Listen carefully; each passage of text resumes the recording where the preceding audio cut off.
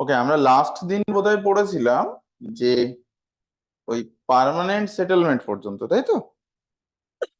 হ্যাঁ, লাস্ট ক্লাসে ওদের ক্লাস বলছি না, মানে যেটা তোমাদের পার্মানেন্ট সেটেলমেন্ট, অর্থাৎ আমাদের যে রেভিনিউ সেটেলমেন্ট গুলো ছিল সেই জায়গায় পড়ছিলাম। এরপরে আরো কিছু সেটেলমেন্ট আসবে, সেগুলো আমরা পরে পড়বো। তো তার আগে আমরা আবার একটু ব্যাকে যাই। আমরা ওই রিং ফেন্সিং পলিসি টলিসি গুলো পড়েছি, পলিটিক্যাল পলিটিক্যাল ডিপ্লোমেসি পড়েছিলাম, যুদ্ধ ইত্যাদি। মানে সাবসিডিয়ারি অ্যালায়েন্স না, সে তো যায়নি ওই পর্যন্ত। ঠিক আছে, চলো তাহলে আমাদের রেভিনিউ পলিসি পড়ছিলাম। এবার আমরা যে ফার্স্ট যে তোমাদের গভর্নর জেনারেলের নোট আছে, যে নোটটা হচ্ছে 1756 থেকে 1828 পর্যন্ত, তাতে আমরা এই পার্টে যেটা পড়বো, মানে এখানে ফার্স্ট যেটা পড়বো সেটা পলিটিক্যাল ডিপ্লোমেসি অ্যান্ড ওয়ার্স। ওকে, কি পড়বো? পলিটিক্যাল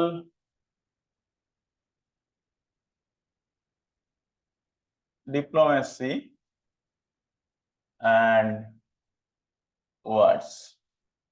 কত থেকে কত? 1756 থেকে 1828, এই পিরিয়ডটা মোটামুটি। ঠিক আছে, তো এই পিরিয়ডে প্রথম দিকে যেগুলো আছে একদম ছোট ছোট, যেগুলো নিয়ে আমার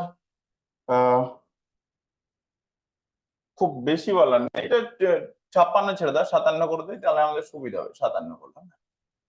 তো ফার্স্ট অফ অল আমরা যদি বলি যে এখানে রবার্ট ক্লাইভের যে দুটো টাইম ছিল, রবার্ট ক্লাইভ তার টাইম 1757 থেকে 60 প্লাস 1765 থেকে 67। আচ্ছা, এই যে টাইম ফ্রেম আছে, এই টাইম ফ্রেমে আমরা কি পাই? সমীরণ, এটা দেখতে পাচ্ছিস ঠিকঠাক? হ্যাঁ স্যার, ঠিক আছে। ঠিক আছে, চলো। তো এই টাইম ফ্রেম যদি দেখি, এই টাইম ফ্রেমে আমরা কি পাবো? এই টাইম ফ্রেমে আমরা দুটো যুদ্ধ পাবো। বক্সারের যুদ্ধ হয়নি, ভুল করছে। একটা যুদ্ধ হচ্ছে ব্যাটেল অফ পলাশি,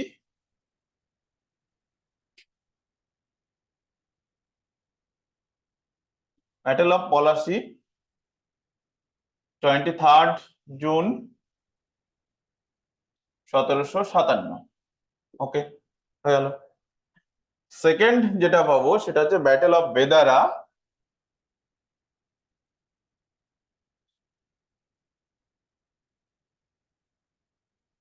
সতেরোশো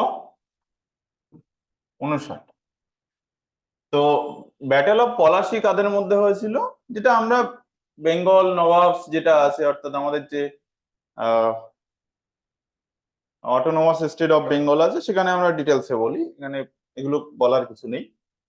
মানে ইংরেজ এবং নবাব সিরাজউদ্দৌলার মধ্যে, ইংরেজদের সঙ্গে অনেকে ছিল, যাদের মধ্যে অন্যতম তোমরা জানো যে ওই কনস্পিরেটর যারা ছিল, তারা তাদের সঙ্গে ভিড়ে গেছিল। এই কনস্পিরেটর কারা?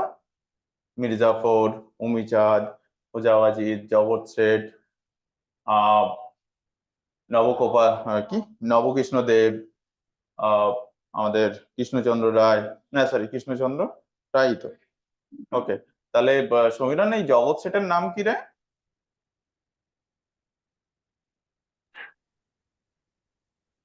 মনে আছে নাকি? ভুলে গেছি। এই যে জগৎ শেঠ বলছি, জগৎ শেঠ কি কোনো নাম? না না, উপাধি ছিল। জগৎ শেঠ একটি উপাধি। এই যে জগৎ শেঠ ছিল তার নাম হচ্ছে মহাতাব চাঁদ। ওকে, জগৎ শেঠের নাম মহাতাব চাঁদ।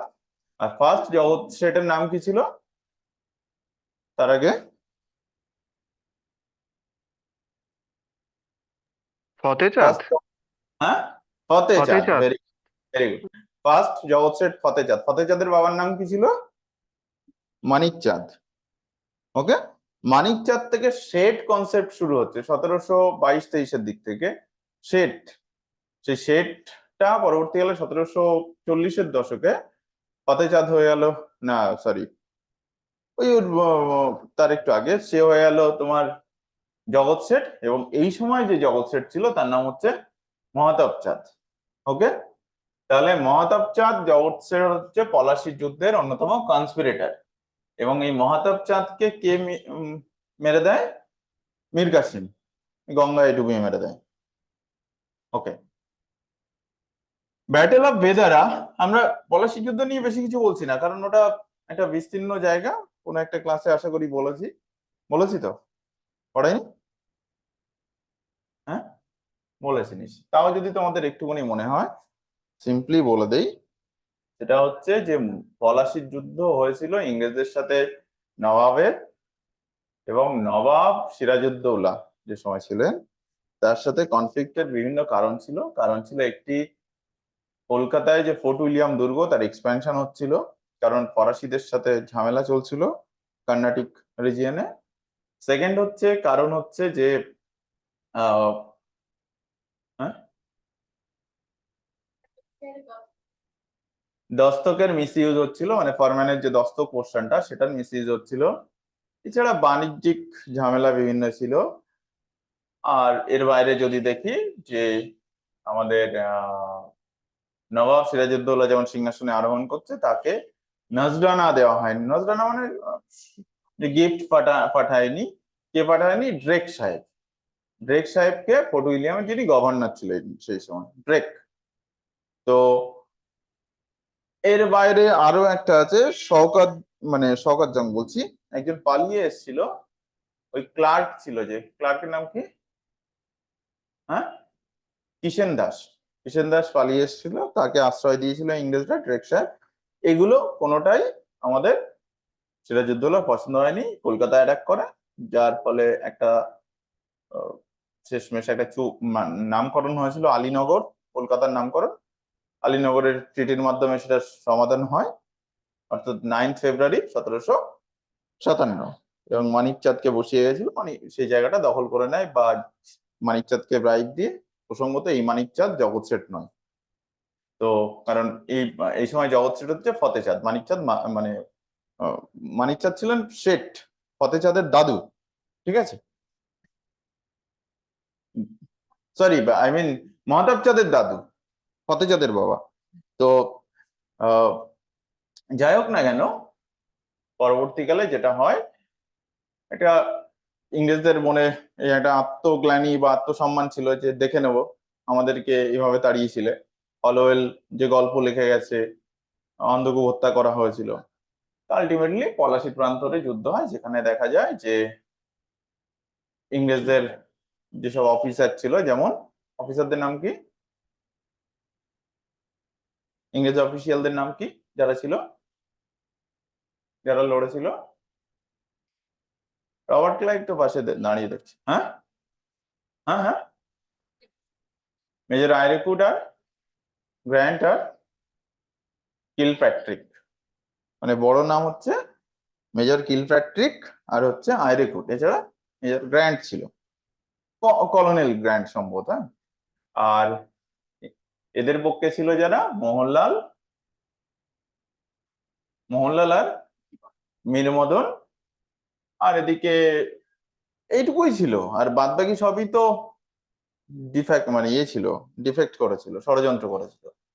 তো ষড়যন্ত্রের বিভিন্ন কারণ ছিল, কারোর পোষায়নি, যেমন সিরাজউদ্দৌলা আমাদের যে সরি, যাকে আমরা বলছি মহাতাব চাঁদকে ওপেন রাজসভায় থাপ্পড় মেরেছিল, ওটা ও জবাব দিতে চেয়েছিল। তারই সাগরেদ ছিল উমি চাঁদ। এছাড়া মীর জাফরের সেনাপতি হওয়ার কথা ছিল, কিন্তু সেনাপতি করে দেওয়া হলো কাকে? মীরমদনকে, মানে মেন দায়িত্ব দেওয়া হলো, সেটা মির্জাপুর হজম করতে পারেনি। এরকম করে সবাই এক এক করে ডিফেক্টেড হয়েছে এবং ডিফেক্ট করেছে, আলটিমেটলি যুদ্ধ হলো, সিরাজউদ্দৌলার পরাজয় হলো, মীর জাফর সিংহাসনে বসছে। এবার ব্যাটেল অফ বেদারা কি? ব্যাটেল অফ বেদারা মির্জাপুর সিংহাসনে বসার কিছুদিন পরে দেখা গেল মির্জাপুর আর ব্রিটিশদেরকে সহ্য করতে পারছে না, সেই দস্তকের মিস ইউজ, তার সম্পত্তির লুণ্ঠন ইত্যাদি ইত্যাদি পয়েন্ট। ব্যাটেল অফ বেদারা কোথায় হয়েছিল? ব্যাটেল অফ বেদারা বলতে যে জায়গাটা বলা হচ্ছে সেটাকে বলা হয় চিনচুড়া, ঠিক আছে, বা হুগলিও বলা হয়, তাই তো? হুগলিতেই তো চুচুড়া। তো এটার নাম ব্যাটেল অফ বেদারা বা ব্যাটেল অফ হুগলি বা ব্যাটেল অফ চুচুড়া। এটা হচ্ছে এই এই অঞ্চলে কাদের সেটেলমেন্ট ছিল? ডাচদের সেটেলমেন্ট ছিল, ডাচ। তো সুতরাং এই ডাচদের সাথে জোট বেঁধেছিল মির্জাফর, ওয়ারাস ফরাসিদের সাথে জোট বেঁধেছিল কে? সিরাজউদ্দৌলা।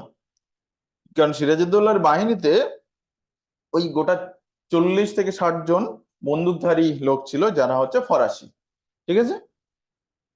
তো যাই হোক, এইটা হচ্ছে এই যুদ্ধে মির্জাফরের পতন হবে, মীর কাসিম সিংহাসনে বসবেন, ডাচদের সাথেও ট্রিটি হয়ে যাবে, ডাচরাও বাড়ি যাবে। প্রসঙ্গত তোমাদের আমি একটু বলে রাখি, এই যদি চুচুড়া অঞ্চল দেখো, চুচুড়াতে গেলে তোমরা কতগুলো জিনিস পাবে। কিরকম? মানে এটা আমি অ্যাপার্ট ফ্রম দিস এমনি তোমাদের জেনারেল নলেজের জন্য বলছি, জেনারেল নলেজটাই আলটিমেট।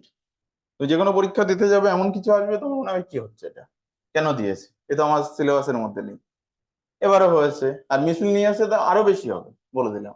মিসলেনিয়াসের আলটিমেট ক্ষমতা কিন্তু তোমার জেনারেল নলেজ। তোমার যদি জেনারেল নলেজ ভালো হয়, মানে আমি খুব দায়িত্ব নিয়ে বলছি, যারা বিসিএস এ পাশ করেছে, ডব্লিউবিসিএস অফিসার হয়েছে, বা প্রত্যেক বছর বিসিএস প্রিলিমস পাস করে, এমন ছেলেপেলে মিসলেনিয়াস পাস করতে পারেন।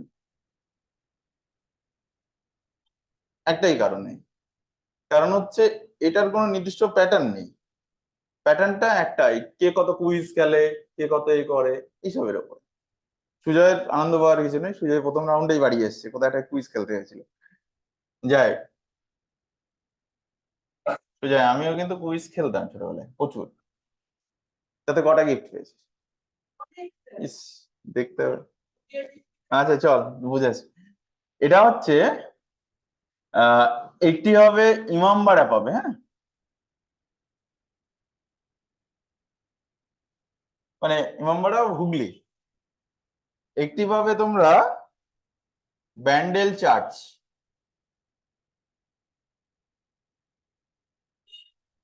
একটি পাবে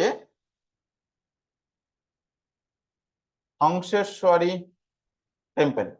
এই তিনটেই হচ্ছে এদের সবচেয়ে নামি জায়গা। এর বাইরে আরেকটা আছে, that is museum, museum of Chandannagar বা হুগলি যাই বলো, বা এটাকে ডুপ্লে মিউজিয়ামও বলা হয়। শোন, বেড়াতে যাওয়া পর্যন্ত হচ্ছে কিছু নেই, সরি, বেড়াতে যাওয়া পর্যন্ত সবকিছু আছে, যাওয়ার পরে মনে হয় কিছু নেই, কেন এলাম, এত টাকা ওয়েস্ট হলো। তো যাই হোক, এই যে ডুপ্লে মিউজিয়াম বা যেটাকে মিউজিয়াম অফ চন্দননগর বলছি, এটা সিম্পলি তোমাদের যেহেতু চন্দননগরে কি ছিল, আচ্ছা এটা তো আমি ভুল লিখছি, কারণ আমি তো চুচুড়ার কথা বলছি, সরি সরি সরি সরি, সে তো হংসেশ্বরী মন্দিরও হয় না। ঠিক আছে, চলো আমি তাহলে এটাকে চেঞ্জ করে হুগলি করে দিলাম, হ্যাঁ, হুগলি করে দিলাম, তাহলে আমাদের মিউজিয়াম থাকতে দোষ নেই। ঠিক আছে, তো এক এক করে বলি, মিউজিয়ামটা কে বানিয়েছিল? দেখ, এটা একটু এ কর, কত সালে কি তৈরি হয়েছিল বল। দেখো, ইমামবাড়া কে তৈরি করেছিল? ইমামবাড়া তৈরি করেছিল হচ্ছে হাজি, তো আমাদের অন্য একটা ইমামবাড়া পরীক্ষায় আসে গো, সেটা হচ্ছে ইমামবাড়া অফ লখনৌ, ঠিক আছে। তো এখানে আমাদের একটা ইমামবাড়া আছে, একটা নয় দুটো আছে নামি, একটি হচ্ছে এটি, আর একটি হচ্ছে মুর্শিদাবাদের হাজারদুয়ারির সামনে, ঠিক আছে। হাজি মোহাম্মদ মহাসিন। আচ্ছা, হাজি মোহাম্মদ মহসিন কে? Haji Mohammad Mohsin was one of the philanthropist in Bengal, Muslim philanthropist। ভদ্রলোকের কৃতিত্ব কি? ভদ্রলোকের একাধিক কৃতিত্ব আছে, আমি যদি তিনটে কৃতিত্ব বলি, একটা হচ্ছে 1736 সাল, তোমাদের যেটা হুগলিতে কি কলেজ আছে, মহসিন কলেজ আছে না, হুগলি মহাসিন কলেজ, এটা নাম কি ওটা পুরো নাম? কে? আচ্ছা একটু পরে হচ্ছে, দাঁড়া ওটা রাখ। এটা কি মহাসিন কলেজ তৈরি হয়েছিল হুগলিতে, হ্যাঁ, মানে হুগলি মহাসিন কলেজ, এটা এটা ওখানকার নামই কলেজ। সেকেন্ড হচ্ছে 1741 থেকে 61 পর্যন্ত এই সময়কাল, হ্যাঁ? মানে 41-এ শুরু হয়েছে, 61-তে কমপ্লিট হয়েছে। দ্যাট ইজ এই যে ইমামবাড়া, কোনটা? এই ইমামবাড়া, ঠিক আছে। হাজি মহাসিনের আরেকটা কৃতিত্ব কি? আরেকটা কৃতিত্ব হচ্ছে যখন বাংলায় ফেমিন হচ্ছিল, 1770-এর যে ফেমিন হচ্ছিল, যে ফেমিনের অন্যতম কারিগর ইংরেজরা, সঙ্গে কলকাতার বাবুরা, ডেফিনেটলি এই নবকৃষ্ণ দেব টেব এরাই, মানে যারা যারা বাংলা নবজাগরণের কথা ছিল বলা যেতে পারে, তারাই কিন্তু ফেমিনের জন্য রেসপন্সিবল। কারণ তারা তো ইংরেজদের চাটুকার ছিল পুরো সিস্টেমটা। সেখানে এই ভদ্রলোককে বলা যেতে পারে ওই সময়কার বাংলার গরিব মানুষের উদ্ধারকর্তা, ফেমিনের টাইম। মানে ওনার যেটুকু বড় লোক ছিল, সে ওখানকার প্রচুর সম্পত্তি ছিল, তিনি তার সম্পত্তি দিয়ে ওখানকার মোটামুটি রক্ষা করেছিলেন। তাহলে আমরা মেন পয়েন্টটা হচ্ছে ইমামবাড়া, যেটা তৈরি হয়েছিল 1741 থেকে 61, মানে 41-এ শুরু হয়েছে, 61-তে কমপ্লিট হয়েছে। এটি ইমামবাড়া বেসিক্যালি কি, এটি শিয়া শিয়া ধর্মের যারা, মানে মুসলিমদের শিয়া সেক্টের যে আচ্ছা, মিউজিয়ামটা কে তৈরি করেছিল, কত সাল? ডেট বল, ইয়ার বল।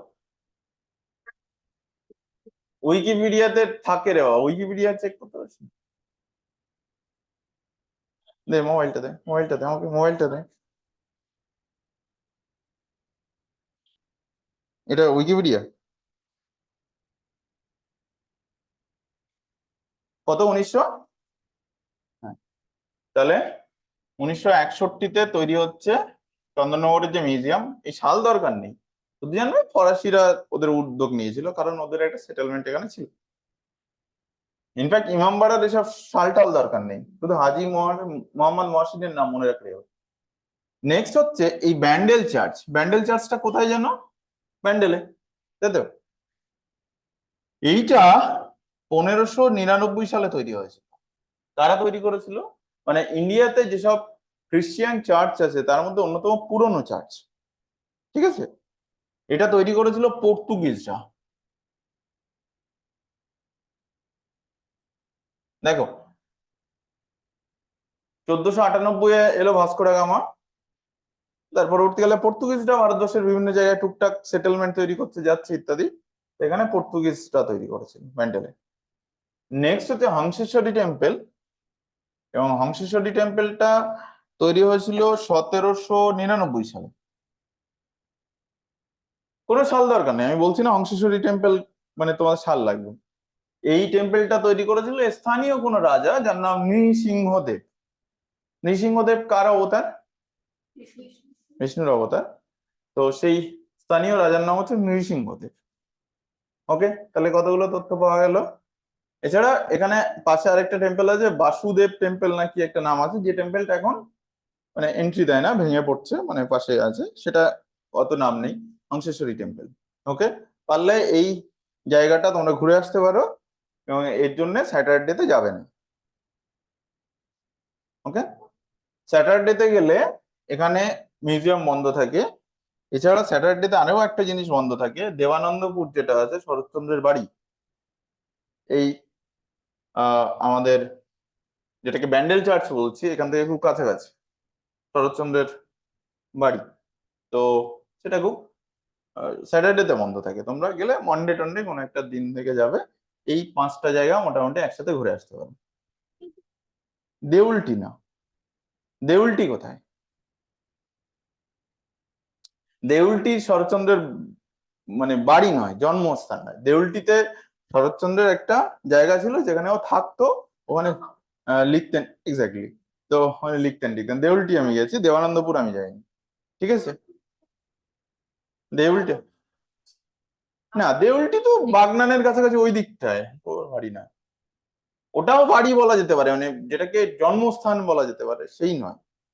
তোমরা গেলে এই জায়গাটা ঘুরে আসতে পারো। এবার যারা হুগলিতে থাকো, হুগলির ছেলে মেয়ে, তাদের জন্য এই প্রত্যেকটা তথ্য ইম্পর্টেন্ট, ইন্টারভিউ বোর্ড অমুক টমুক বিভিন্ন জায়গায়।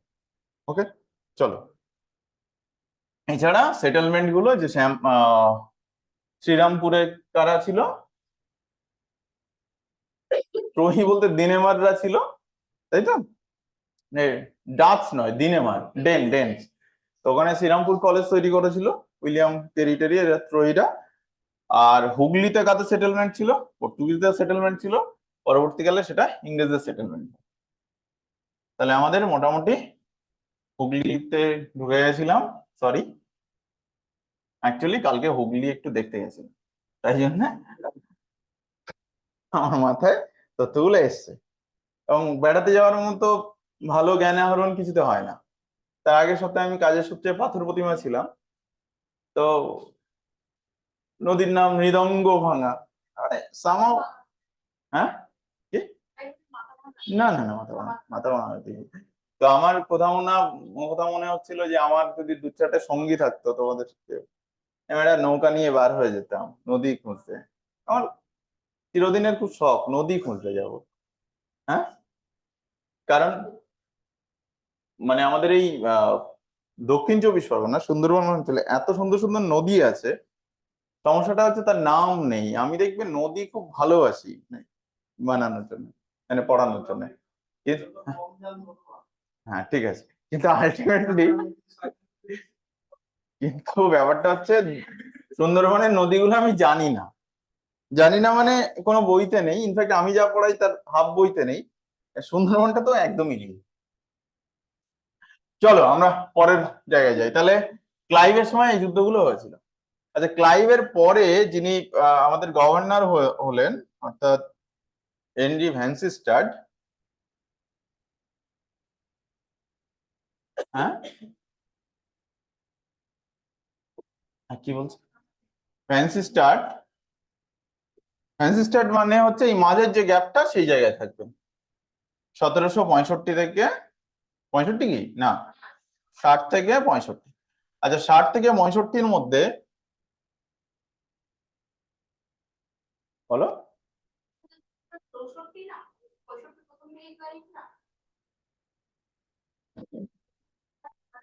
না, ঠিক আছে। তো 65 শুরু থেকে ক্লাইভ, সেটা ঠিক আছে, তাতে কি হয়েছে? একদিন হলেও তো আমি ধরবো। তো এখানে আমি রবার্ট ক্লাইভের পলিটিক্যাল ডিপ্লোমেসি বলিনি, কিন্তু কেন বলিনি আগে এটা বলে নিতে হবে, না হলে তো কোনো কাজের না। সেটা হচ্ছে হেনরি ভ্যানসিস্টাডের সময় কি হলো। হেনরি ভ্যানসিস্টাডের সময় যুদ্ধ হয়েছিল, কোন কোন যুদ্ধ? এই যে সমীরণ বল দেখি, হেনরি ভ্যানসিস্টাডের সময় কোন কোন যুদ্ধ হয়েছিল? লাস্ট যুদ্ধের নাম আমি বলে দিচ্ছি, লাস্ট যুদ্ধের নাম হচ্ছে ব্যাটেল অফ বক্সার। 60-এ হয়েছিল ব্যাটেল অফ বন্দিবাস। হ্যাঁ, ব্যাটেল অফ বন্দিবাস হয়েছিল 60-এ।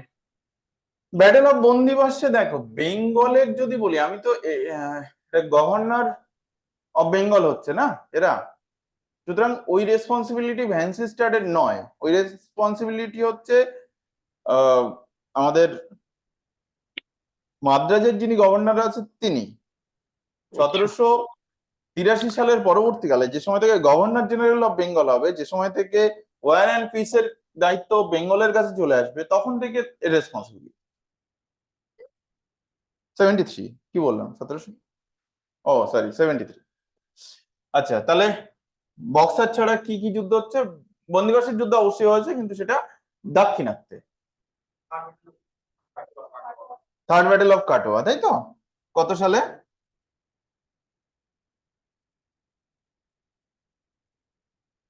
আরো একটা হয়েছিল। হ্যাঁ, 63। আরো একটা হয়েছিল। Battle of battle of Bardhaman আর ব্যাটেল অফ কাটোয়া একই জিনিস। মানে কাটোয়া কোন জেলাতে? চুঁচুড়া আর হুগলির মধ্যে কি পার্থক্য পাবি? ওটাই তো বলছি, ব্যাটেল। আরে কোনো কেন এ পাস না?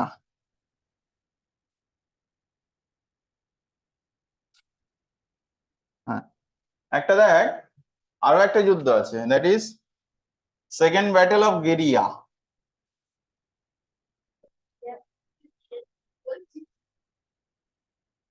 এই সময় দেখ তো, সেকেন্ড ব্যাটেল অফ গেরিয়া কত সালে হয়েছিল, কাদের মধ্যে?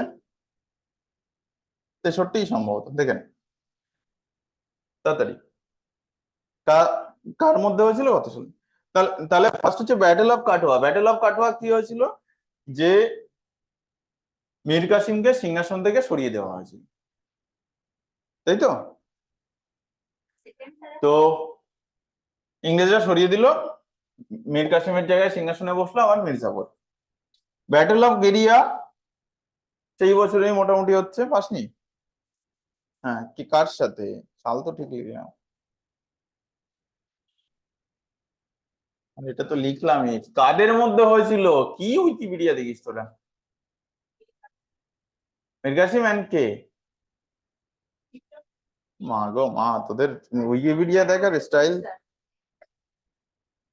উইকিপিডিয়া দেখতে দেখ, ব্যাটেল অফ গিরিয়া ধর ক্লিক করলি, উইকিপিডিয়া কি করে দেখে, জাস্ট নিচে নাম, এখানে কমান্ডার এন্ড লিডার্স, এখানে কি লেখা আছে, ওই দুই দিকে যারা আছে, কে আছে, সরফরাজ খান। এটা কি বাবা, এটা তো ফার্স্ট ব্যাটেল হয়ে গেল।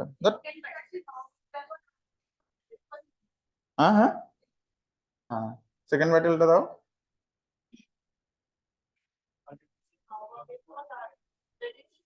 আলীবর্দী খান 1763 সালে থাকতে পারে? তোরা যখন বলছিস তোদের মাথায় কিছু চলে না। আচ্ছা, Mir Qasim British East India Company, তাই তো? তার মানে দুটো পরপর যুদ্ধ হয়েছিল মীর কাসিমের সাথে, মানে সরি, দুটো বলছি, তিনটে। একটা যুদ্ধ হচ্ছে ব্যাটেল অফ কাটোয়া, একটা যুদ্ধ হচ্ছে ব্যাটেল অফ গিরিয়া, একটা যুদ্ধ হচ্ছে ব্যাটেল অফ বক্সার। ক্লিয়ার? এই দুটো যুদ্ধ, কাটোয়া গিরিয়া, মীর কাসিম নিজে লড়েছিল, এবং উভয় ক্ষেত্রে বিশেষত ব্যাটেল অফ গিরিয়াতে মির্জাফরও ইংরেজদের পক্ষে ছিল, ঠিক আছে? কিন্তু এই যে কি বলছি ভালো করে বুঝবে, বারবার কখনো ভুল করবে না। থার্ড ব্যাটেল অফ কাটোয়াতে কি হচ্ছে, মীর কাসিমকে ওভারথ্রো করে দেওয়া হচ্ছে, মির্জাফরকে আবার বসানো হচ্ছে। সেকেন্ড ব্যাটেল অফ গিরিয়া, তাহলে মির্জাফর প্লাস ইংরেজ versus Mir Qasim. Battle of Buxar কি হচ্ছে, ইংরেজ ভার্সেস, মানে মির্জাফর তো বাই ডিফল্ট থাকছে, কিন্তু ভার্সেস কারা, মির্জাফর, সুজাউদ্দৌলা এন্ড শাহ আলমপুর। হয়ে গেল। ইংরেজের সেনাপতির নাম কি, হেক্টর মুন্ডো। হয়ে গেল আমাদের মোটামুটি শেষ। এবার এই যুদ্ধের পরে মোটামুটি আমাদের মীর কাসিম মির্জাফরের মৃত্যু হয়। তার কিছুকাল পরেই কিসে মৃত্যু হয়, কুষ্ঠরোগে, যেটাকে লেপ্রেসি বলে। এখন মির্জাফরের অনেক পুত্র ছিল, তোমরা যদি দেখো মির্জাফরের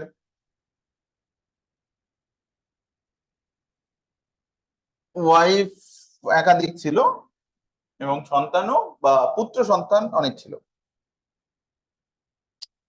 মির্জাপুরের অন্যতম ওয়াইফ হচ্ছে আলীবর্দী খান বোন, ঠিক আছে? মানে সম্পর্কে যদি দেখা হয়, মির্জাপুর সিরাজের কি বোন।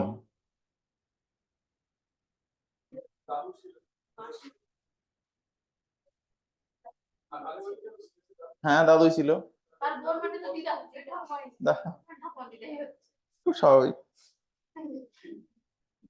তো যাই, তো সে আমাদের মির্জাফরের সবচেয়ে বড় নাম, মানে পুত্রদের মধ্যে মিরন। কিন্তু মিরনের মৃত্যু হয় কোথায়, মৃত্যু হয়, মিরনের মৃত্যু হয় কোথায়, রাজমহল মনে আছে, রাজমহল পাহাড়, রাজমহলের কাছে মিরনের নাকি বজ্রাঘাতে মৃত্যু হয়, বজ্রপাতে মৃত্যু হয়, ঠিক আছে? ওকে, তো হয়ে গেল। এখন কথা হচ্ছে তাহলে মিরন সিংহাসনে নেই, সিংহাসনে বসবে মির্জাফরের নাবালক পুত্র। এখন মনে হচ্ছে মির্জাফর দাদুর লেভেলে, তার আবার নাবালক পুত্র কোথা থেকে হয়? হয় হতো, ঠিক আছে, এসব ব্যাপার আছে, রাজা মহারাজাদের ব্যাপারটাই আলাদা। তো সেই পুত্রের নাম কি? নাজিমুদ্দৌলা বা নিজামুদ্দৌলা, যাই বলো। হ্যাঁ, নাজিমুদ্দিন আলী খান, নিজামুদ্দৌলা, অনেক কিছুই নামে বলে। তো নিজাম ফিজাম না, নিজাম নিজাম হায়দ্রাবাদে, নিজাম ফিজাম আবার কি, সব কি language?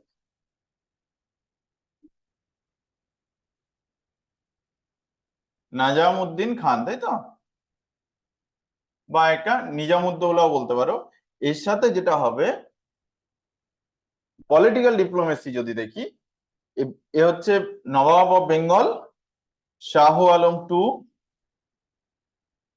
Sorry, Shah Alam two, and third হচ্ছে কে?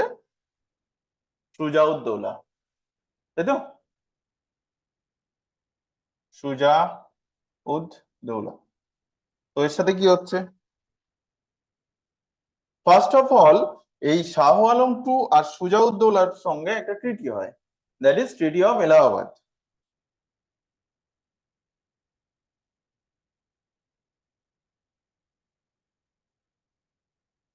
1765 হয়ে গেল। তো এই ট্রিটির দুটো পার্ট, একটি পার্ট শাহ আলম টু এর সাথে, একটি পার্ট হচ্ছে সুজাউদ্দৌলার সাথে। শাহ আলম টু এর সাথে কি ট্রিটি হয়েছিল? যে বাংলা বিহার উড়িষ্যার দেওয়ানি দান করবেন, দেওয়ানি মানে তো কল রাজস্বের দায়িত্ব আমাকে দিয়ে দেবেন। সুজাউদ্দৌলা, সুজাউদ্দৌলাকে বলেছিল তুই বাবু ঝামেলা করেছিস, ক্ষতিপূরণ দে। ক্ষতিপূরণে কি দিবি? দুটো পার্ট, ক্ষতিপূরণের দুটো পার্ট। একটি হচ্ছে তুই 53 লাখ টাকা দে, আর একটা হচ্ছে এলাহাবাদ কারা দে। এলাহাবাদ কারা বেসিক্যালি এলাহাবাদ আর তার পাশের একটা জায়গা, তো যেখান থেকে আলাউদ্দিন খিলজিরও উত্থান। তো এলাহাবাদ কারা দে, বললো ঠিক আছে দিয়ে দিলাম। তো এলাহাবাদ কারাটা শাহ আলম টুকে দিয়ে দেওয়া হবে। শাহ আলম টুকে দেওয়া হবে কারণ শাহ আলম টু নিজের নিজের রাজা, সম্রাট, অথচ নিজের বসার জায়গা নেই, থাকার জায়গা নেই। কারণ তার সাম্রাজ্য বা দিল্লি সিংহাসন, আগ্রার সিংহাসন কে দখল করে রেখেছে? মইনুল মিলাত, যে কিনা কামবক্সের নাতি। কার এতে দখল করে রেখেছে, মানে কার ক্ষমতায় বলিয়ান হয়ে দখল করে রেখেছে? হ্যাঁ, ওর নাম তো শাহজাহান শ্রী, কার ক্ষমতায় বলিয়ান হয়ে? ও তো পুতুল মাত্র। অ্যাকচুয়ালি ডিফ্যাক্টো শাসককে নাজিব খান রহিলা, যে হচ্ছে ওই আমাদের আহমেদ শাহ আবদালির এখানকার বরপুত্র, মানে এখানকার যে সহযোগী ছিল, ঠিক আছে। তো যাই হোক না কেন, একটা হচ্ছে 53 লাখ নিল, এলাহাবাদ কারা নিল। সেই 53 লাখ এলাহাবাদ কারাটা দিয়ে দিল কাকে? শাহ আলম টুকে। আর 53 লাখ কাকে দিয়ে দিল? নাজামুদ্দিন খানকে বা নিজামুদ্দৌলা যাই বলো, একে দিয়ে দিল। 53 লাখ নিয়ে বললো যে আমরা এখান থেকে দেওয়ানি লাভের দায়িত্ব পেয়েছি, সুতরাং দেওয়ানি আমরা আদায় করব, কিন্তু আমাদের সিস্টেম প্রপারলি নেই, আপনি 53 লাখ টাকা নিয়ে রাখুন। আপনি ওই রেজা খান আর সিতাব রায়কে আমরা নিয়োগ করছি, সে মোটামুটি দেওয়ানি আদায়টাই করবে। সিতাব রায় হচ্ছে কোথাকার জন্য? বিহারের জন্য। রেজা খান কোথায়? বাংলা এবং উড়িষ্যার জন্য। ওয়ারেজ মাথায় রাখতে হবে, উড়িষ্যার একটা পার্ট তখনও কিন্তু মাধবরাও সিন্ধিয়া, অর্থাৎ সিন্ধিয়া বলবো না, সরি, মাধবরাও, মাধবরাও ওয়ান, সিন্ধিয়া আলাদা। মাধবরাও ওয়ান অর্থাৎ মারাঠাদের কন্ট্রোলে ছিল। কারণ সেই কন্ট্রোলটা মাধবরাও বলাটাও এক্স্যাক্টলি ঠিক হবে না, কনফেডারেসির পার্ট, মানে নাগপুরের আন্ডারে ছিল, যেটা রঘুজি ভোসলের যে নাগপুর, ঠিক আছে। তো এবং আরো একটা তথ্য তোমাদের দিয়ে রাখি, তোমরা মুর্শিদাবাদ গেলে নসিপুর রাজবাড়ি পাবে। হ্যাঁ, তোমরা নসিপুর গেছিস কখনো? মুর্শিদাবাদে গেছিস? না, যাইনি। যা ঘুরে আসবে একবার, মানে সুযোগ পেলে। ঠিক আছে। নসিপুর রাজবাড়ি হচ্ছে বেসিক্যালি কিছু না, একটা প্যালেস টাইপের। এটি হচ্ছে দেবী সিং এর প্যালেস। দেবী সিংকে দেবী সিং আর কেউ নয়, তোমরা দেখবে যে রেজা খান আন্ডারে যারা কাজ করতো তাদেরকে কি বলা হতো? আমিলদার। ঠিক আছে, এই আমিলদারদের সর্দার বলা যেতে পারে এই অঞ্চলে ছিল দেবী সিং। মানে বলা যেতে পারে রেজা খান একটা বড় দায়িত্ব বেঙ্গলে যার দ্বারা চালিত হতো বা যিনি ব্যবস্থা করতেন, অবশ্যই সেক্ষেত্রে ঘুম পায় যদিও, সে কাকে বলা হয়, তাকে বলা হয়, তাকে বলা হতো দেবী সিং। এই দেবী সিং এর যে বাড়িটা সেটাই হচ্ছে নসিপুর রাজবাড়ি। মনে থাকবে, নসিপুর রাজবাড়ির থেকে মোটামুটি 1 কিলোমিটারের মধ্যে, 1-1.5 কিলোমিটার গেলেই তোমরা আবার জগৎ সেটের এখনকার যে বাড়িটা আছে সেটাই থাকবে। মানে একদম পুরোনো বাড়িটা নেই, তো গঙ্গায় চলে গেছে। হ্যাঁ বল, কি বলছিস? কোথায় বেড়াতে যাবি এই প্ল্যান করছি? ওকে। আর শাহ আলম টুকে একটা বাৎসরিক ভাতা বা পেনশন দেওয়ার ব্যবস্থা করে দিল, 26 লাখ মতো দিয়ে দিল। তাহলে যে ট্রিটি হলো সেই ট্রিটির এখানে বলা হচ্ছে ট্রিটি অফ এলাহাবাদ, এবং এই এলাহাবাদ ট্রিটির এক্সটেনশন হচ্ছে শেষমেশ ডুয়াল অ্যাডমিনিস্ট্রেশন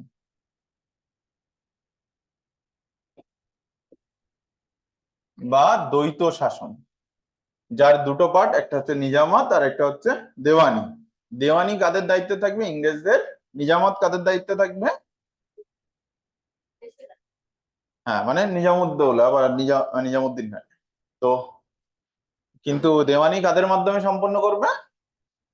চেতাব রায়, রেজা খান।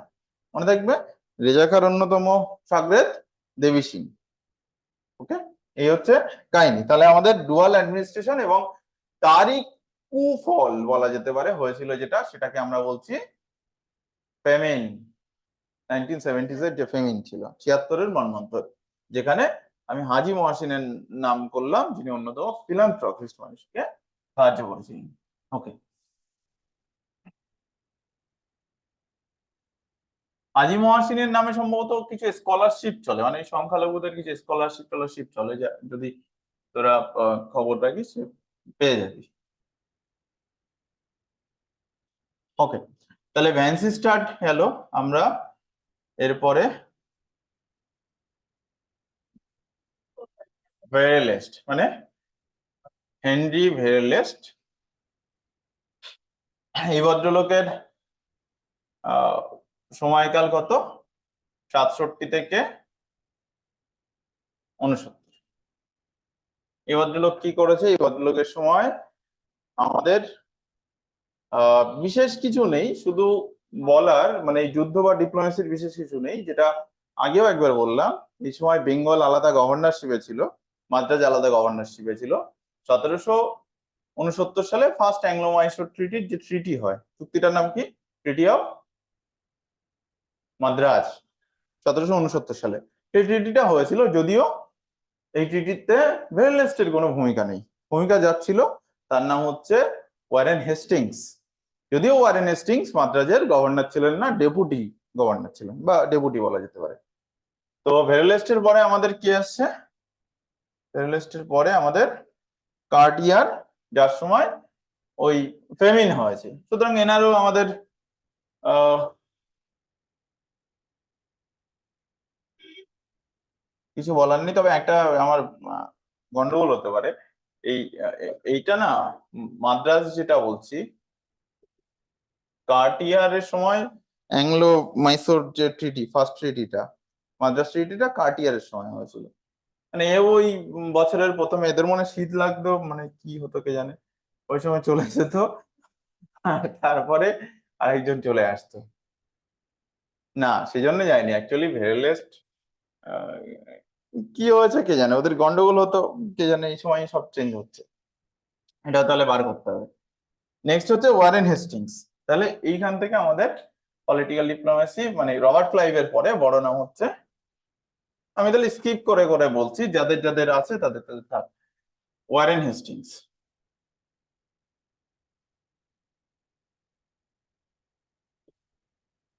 আচ্ছা, ওয়ারেন হেস্টিংস এর পলিটিক্যাল ডিপ্লোমেসি কি?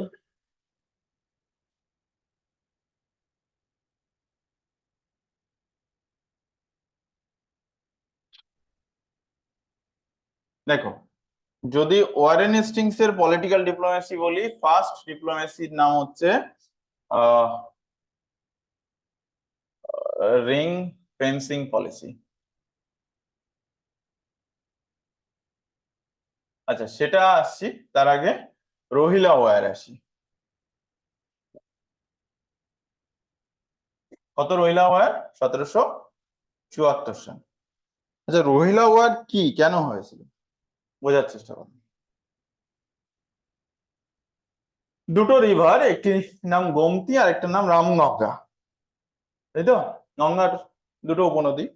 এই গোমতী আর রামগঙ্গার মাঝের যে জায়গা সেটাকে বলে রোহিলখণ্ড। আর গোমতীর যদি বাঁ পাড়ের অংশ দেখি সেটাকে বলা হয় অযোধ্যা, তখন বলা হতো। বোঝাতে পারছি না? আঁকতে হবে।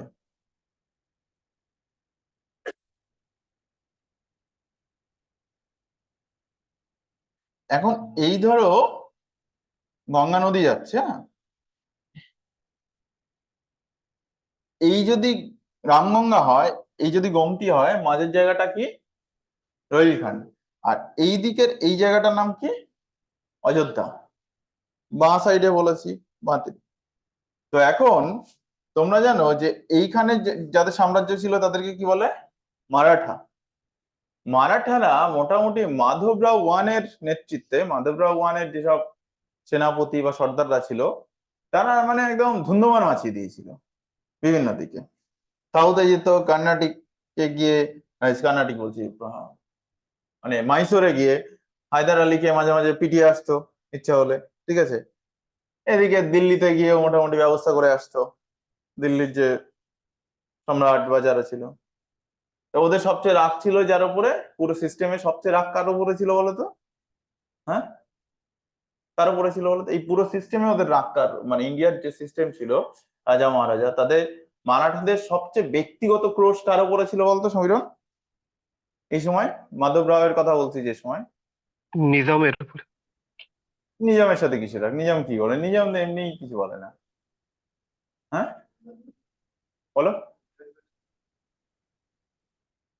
সবচেয়ে রাগ কার উপরে ছিল? নামটা অলরেডি আমি বলে দিয়েছি। যার উপরে সবচেয়ে রাগ ছিল তার নাম হচ্ছে নাজিব খান রোহিলা। কেন নাজিব খান রোহিলার উপরে সবচেয়ে রাগ? মারাঠারা 1761 খ্রিস্টাব্দে পানিপথের তৃতীয় যুদ্ধে পরাস্ত হয়। পরাজয়ের সঙ্গে সঙ্গে তারা যাদেরকে হারায়, যাদেরকে হারিয়েছিল, তার মধ্যে যারা ছিল শামসের বাহাদুর খান, তার মধ্যে ছিল বিশ্বাস রাও, তার মধ্যে ছিল সদাশিব রাও ভাও, এবং এই তিনজনের মৃত্যুর সঙ্গে সঙ্গে যার মৃত্যু হয়েছিল তার নাম বালাজি বাজিরাও। ওকে, এই মৃত্যুর জন্য কে দায়ী? আহমেদ শাহ আবদালি। আহমেদ শাহ আবদালি তো বাইরে থেকে এসেছিল, সে তো আক্রমণকারী, কিন্তু তার সাগরেদটা আর ওই আক্রমণকারীর সাথে তো পারবে না। না, আহমেদ শাহ আবদালি অনেক শক্তিশালী, তার সাথে তো পারেও নি। বা আফগানিস্তানে গিয়ে তাকে গিয়ে মেরে আসা এদের ক্ষমতায় নেই। কিন্তু যে যে সাগরেদ এখানে হেল্প করেছিল, কে? নাজিব খান রোহিলা। এবং আরো একজন সাহায্য করেছে, কে বলতো? তার নাম হচ্ছে সুজাউদ্দৌলা। ওকে, তার মানে এদের কমন এনিমি হচ্ছে এই দুটো। 1770 সালে নাজিব খান রোহিলার মৃত্যু হয়, এমনি, এরা দায়ী নয়, এমনি মৃত্যু হয়। তো নাজিব খান রোহিলার মৃত্যুর পরে দেখা যায় এই 1771-72 Madhavrao Scindia, I beg pardon, আবার মাধবরাও সিন্ধিয়া, মাহাদাজি সিন্ধিয়া, হ্যাঁ, মানে যেখানে মাধবরাও সিন্ধিয়ার ফোর ফাদার যারা, তো মাহাদাজি সিন্ধিয়া এরা কি করে? বাহিনী নিয়ে অ্যাটাক করে। এবং অ্যাটাক করে যেটা করে, মানে মাহাদাজি সিন্ধিয়া এবং আরো কয়েকজন ছিলেন, মাহাদাজি সিন্ধিয়া এদিকে গেছিলেন আর এখানে যে গেছিলেন ওর নামটা ভুলে যাচ্ছি, গিয়ে কি করলেন, সরি, নাজিব খান রোহিলার যে সমাধি ছিল, সমাধি ভেঙে গুড়িয়ে দিয়েছিল। এতটাই রাগ ছিল, মানে জীবন্ত তো পায়নি, মরা লোকের যে সমাধি সেটাই গুড়িয়ে দিয়েছে। তো এমত অবস্থায় মোটামুটি দুই পক্ষ ভয় পেয়ে যায়। কোন পক্ষ? Rohil Khan and Ayodhya. Is it clear? Ayodhya এবং রোহিলখণ্ডের মধ্যে একটি চুক্তি হয়, চুক্তির নাম ট্রিটি অফ বেনারস। কি বলছি? ট্রিটি অফ বেনারস কবে হয়েছিল বলো? এটা তো তোদের বলতে হবে, আমার বলার কিছু নেই। ট্রিটি অফ বেনারস কবে হয়েছিল? আরে বাবা Tisha, treaty of Benaras, treaty of Benaras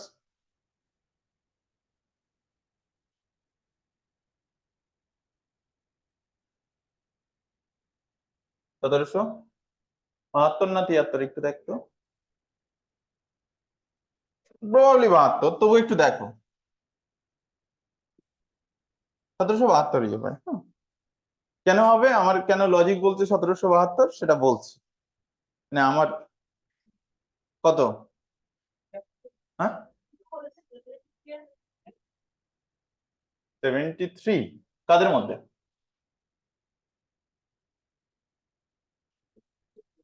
হ্যাঁ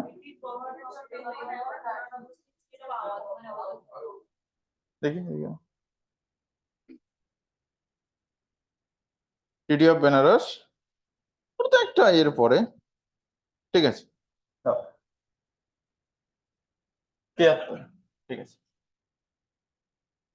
দেখো যে মারাঠারা যাতে অ্যাটাক ফ্যাটাক না করে, ভালো কথা।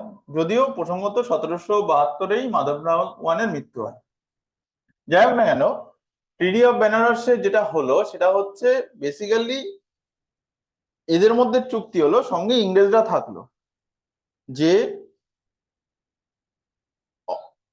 এদের মধ্যে ট্রিটি হয়েছে। এবার যেটা হলো দেখা গেল যে ওই যে বললাম মাধব রায়ের মৃত্যু হয়েছে কিছুকাল আগেই 72 সালে, আর 73 সাল থেকে ওখানে আরেকটা গন্ডগোল শুরু হলো, বা মাধব রায়ের মৃত্যুর পর থেকে একটা গন্ডগোল শুরু হলো মারাঠা সাম্রাজ্যে। সেটা হচ্ছে এই সাম্রাজ্য কে দখল করবে, তাই তো? সিংহাসনে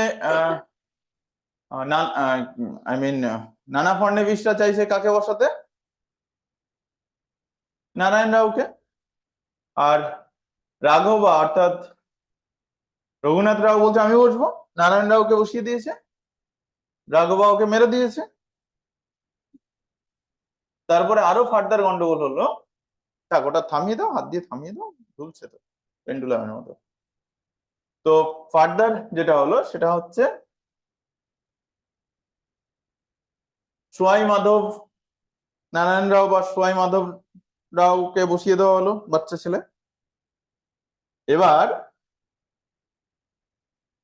এই অযোধ্যা দেখছে ভাই মারাঠা সাম্রাজ্য নিজেরাই মারপিট করে মরছে, ওরা আর আসবে না আমাদের, তাই তো? কারণ মারাঠা সাম্রাজ্য নিজেই দুর্বল, এখন মাধব রাও নেই এবং তার পরবর্তী জেনারেশনের নারায়ণ রাওকে মেরে দিয়েছে, একটা বাচ্চা ছেলেকে বসিয়ে রেখেছে এবং তাকে বসিয়ে রাখা নিয়েই গন্ডগোল হচ্ছে। তো মানে রঘুনাথ রাও বারবার ক্ষমতা দখলের চেষ্টা করছে, গৃহযুদ্ধ চলছে। তখন সুজাউদ্দৌলা চাইছে রোহিলখণ্ডটা দখল করে নিতে, ঠিক আছে? রোহিলখণ্ড দখল করার জন্য সে চলে গেল ওয়ারেন হেস্টিংস এর কাছে, বললো স্যার এটা ব্যবস্থা করো। ওয়ারেন হেস্টিংস তীব্র তীব্র করাপ্টেড ছিল, তীব্র না তীব্র করাপ্টেড ছিল, তাকে পয়সা দিলে সব করে দেবে। তো ওয়ারেন হেস্টিংস বললো ঠিক আছে আমি এটা কাজ করি, এদেরকে বললো যে এই যে এরা বেনারস ট্রিটি লঙ্ঘন করেছে, কারা? রোহিলখণ্ড, বলে একটা যুদ্ধ বাঁধিয়ে দিল, দ্যাট ইজ রোহিলা ওয়ার।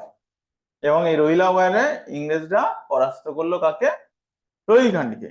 রোহিলখণ্ডের সে সময় ডিফ্যাক্টো শাসক, আমি শাসক বলছি না, শাসকের নাম অন্য একটা কি ছিল, নাজিব খান রোহিলার পরে যিনি একজন ছিলেন, কিন্তু সে সময়কার যিনি ডিফ্যাক্টো শাসক ছিলেন অর্থাৎ হাফিজ রহমত খান, তাদেরকে এক প্রকার পরাস্ত করেন। আমি না, কিন্তু হাফিজ রহমত খান। হ্যাঁ, হাফিজ রহমত খান হচ্ছে তোমাদের যে খান বাহাদুর খান আছেন না, খান বাহাদুর খানের দাদু। খান বাহাদুর খানকে 1857-এর যে সিপাহী বিদ্রোহ তার অন্যতম নেতা ছিলেন, তাই তো? কোথাকার নেতা? রোহিলখণ্ডের নেতা। ক্লিয়ার? তো খান বাহাদুর, সরি, এই যে হাফিজ রহমত খানদের পরাজয় হলো এবং সেখানে পুরো জায়গাটা ইংরেজদের কাছে আসার কথা। ইংরেজরা কি করলো ওই জায়গাটা, মানে ওটা তো ওয়ারেন হেস্টিংস এর ব্যক্তিগত ব্যক্তিগত পকেটে যাবে, এজন্য কিছু ঘুষ ফুস দাও, এই ঘুষ টুস নিয়ে ওটা অযোধ্যাকে দিয়ে দিল। That means Rohil Khan got annexed to Ayodhya. Clear? তার মানে এইটা এই সময়কার যুদ্ধ। আচ্ছা এই সময় কি আর যুদ্ধ হয়নি? আমি রিং ফেন্সিং পলিসি পরে বলছি। এই সময় আরো যুদ্ধ হয়েছিল, যেটা সেটা হচ্ছে ফার্স্ট অ্যাংলো মারাঠা ওয়ার, 1775 থেকে মোটামুটি শুরু, 75 থেকে 82। তো এখানে অ্যাংলো মারাঠা যুদ্ধের কি কি পয়েন্ট আছে? ফার্স্ট হচ্ছে ট্রিটি অফ সুরাট 1775 সাল, যে রঘুনাথ রাও চলে গেল আমাদের মুম্বাইয়ের যে গভর্নর তার কাছে। ওকে, মুম্বাইয়ের governor, governor general of Mumbai নয়, গভর্নর জেনারেল অফ বেঙ্গল হয়, অন্যগুলো গভর্নর। সে হেল্প করলো, যে বললো চলো সলসেট বেসিন আমাকে দিয়ে দাও, আমি তোমাকে গাদ্দি দিয়ে দিচ্ছি। কিন্তু নানা ফড়নবিস চলে এলো বা তার লোকজন চলে এলো ওয়ারেন হেস্টিংস এর কাছে, স্যার আমরা সোয়াই নারায়ণ রাওকে বসাতে, মাধব রাওকে বসাতে চাই। তো বললো হ্যাঁ তাই তো, ওয়ারেন পিস আমার দায়িত্ব, ও কোথা থেকে ডিসিশন নেয়। বললো ঠিক আছে সলসেট বেসিন আমাকে দিয়ে দাও, সিংহাসনে বসিয়ে দাও, চাপ নেই, কিন্তু আমার কথা চলবে, ওর কথা কেন চলবে? ওকে, হি সাবঅর্ডিনেট টু মি, তাই না? তো এমন অবস্থায় আরেকটা ট্রিটি হলো, that is treaty of Purandara 1776। এটা হচ্ছে ওয়ারেন হেস্টিংস অ্যান্ড নানা ফড়নবিস অ্যান্ড কম। কিন্তু আলটিমেটলি যেটা হলো, এইসবের পরেও দেখা গেল একটা গন্ডগোল শুরু হলো ইংরেজদের সাথে, যেটা আমি অ্যাংলো মারাঠা যুদ্ধে বিস্তারিত বলেছি, না হলে আমার কোনো একটা ক্লাসের ভিডিও আছে দেখে নিন। তো আলটিমেটলি এই যুদ্ধে সবাই জড়িয়ে গেছিল, মহাদাজি সিন্ধে টিন্দে সবাই জড়িয়ে গেছিল। তো আলটিমেটলি অ্যাংলো মারাঠা যুদ্ধ হলো এবং 1782 সালে এই যুদ্ধের সমাপ্তি হলো। কিসের মাধ্যমে? সলভয়ের ট্রিটি। ঠিক আছে, ট্রিটি অফ সলভয়, সলসেট বেসিনই দিয়ে দিল আলটিমেটলি। ওকে, তো এই হলো যুদ্ধের গল্প। রিং রিং ফেন্সিং পলিসি কি? যুদ্ধ এবং চুক্তি। আচ্ছা এনার সময় আরেকটা হয়েছিল, যেটা বলতে ভুলে যাচ্ছি, আরেকটা যুদ্ধ হচ্ছিল, that is second Anglo Mysore war. কত? 1780 না 79? আচ্ছা, প্রেক্ষাপট আগে থেকে হচ্ছিল, ঠিক আছে 84। তো এই সময় যুদ্ধ হচ্ছে, হায়দার আলী 82-তে মারা গেল এবং 84-তে ব্যাটার সাথে Anglo sorry treaty of Mangalore sign. Okay, তো রিং ফেন্সিং পলিসি কি? রিং ফেন্সিং পলিসি হচ্ছে ওয়ারেন হেস্টিংস সব রাজ্য অ্যাটাক করবে এই ভাবনায় ছিল না। সে জানতো যে আমাদের ক্ষমতা সীমিত, তো সে কি করতো, ধরো একটা শত্রু রাজ্য থাকতো এরকম একটা, তার আশেপাশের যে রাজ্যগুলো থাকতো সেই রাজ্যগুলোর সাথে বন্ধুত্ব করে নিত, বা সেই রাজ্যগুলো দখল করতো, যাই করতো, আলটিমেটলি এই রাজ্যকে চারিদিক দিয়ে ঘিরে দিত। That is ring fencing policy, চারিদিক দিয়ে ঘিরে দাও। ওকে, নেক্সট আমাদের এরপরে হচ্ছে ওয়ারেন হেস্টিংস এর ইমপিচমেন্ট নিয়ে বলার কিছু নেই, আমি হয়তো আগে বলেছি। ওয়ারেন হেস্টিংস এর ইমপিচমেন্ট জানবে যে এডমান্ড বার্ট খুব দারুণ বক্তব্য দিয়েছিল, আলটিমেটলি ইমপিচমেন্ট হয়নি, ইমপিচমেন্ট ট্রায়াল হয়েছে। এবং রবার্ট ক্লাইভ কি করেছিল, নিজেকে ছুরি দিয়ে মেরে দিয়েছিল। ঠিক আছে, পেন নাইফ মানে কি?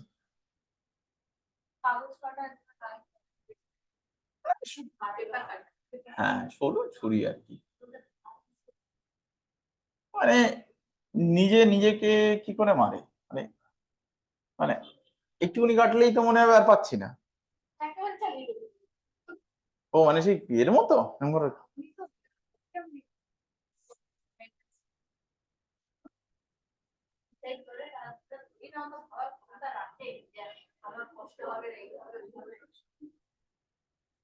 কে জানে, তাহলে একবার অ্যাটেম্প নিতে হবে, তাহলে বলছি। সরি, এটা অসম্ভব।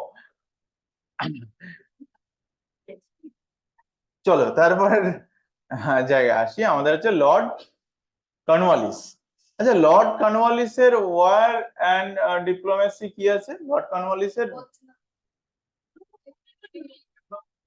লর্ড কর্নওয়ালিসের আমরা যেটা পার্মানেন্ট সেটেলমেন্ট, ওটা রেভিনিউ সিস্টেম, শুধু একটাই ছিল, that is third Anglo Mysore war. আমি লিখছি না এখানে। থার্ড অ্যাংলো মাইসোর ওয়ার কাদের মধ্যে হয়েছিল? Tipu Sultan and British Cornwallis. তো আমরা পরেরটা যাচ্ছি, লর্ড ওয়েলেসলি।